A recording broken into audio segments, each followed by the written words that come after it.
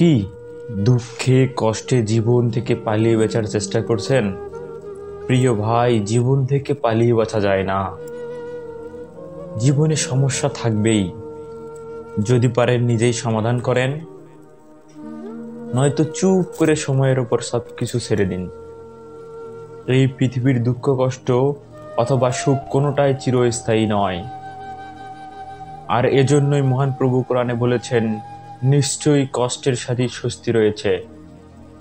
তাই যদি খুব কষ্টে থাকেন তাহলে আপনাকে সুসংবাদ দিতে চাই, অতি দ্রুত সুখের সময় আসছে। আর যদি সুখে থাকেন তাহলে এটাও জানিয়ে দিতে চাই, এই পৃথিবীর সুখ চিরস্থায়ী নয়। আর যদি সব সময় চান আপনার কল্যাণ হোক, আপনার ভালো হোক, কোনো প্রকার ক্ষতি যেন আপনাকে স্পর্শ না করতে পারে, তাহলে বিনীত অনুরোধ করব, সবসময় আপনি অন্যের কল্যাণ করার চেষ্টা করুন। হিংসে অন্তর থেকে চিরস্থায়ীভাবে মুছে ফেলুন। দেখবেন মহান প্রভু নিজ থেকে আপনার কল্যাণ করা শুরু করবেন। এটা পৃথিবীর চিরন্তর সত্য কথা। তাড়াহুড়া করে পাওয়া জিনিসগুলো বেশি দিন টেকে না।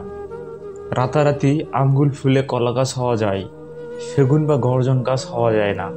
কাউকে ভালোবাসা কঠিন নয়, কঠিন হলো কারো মনে ভালোবাসা সৃষ্টি করা।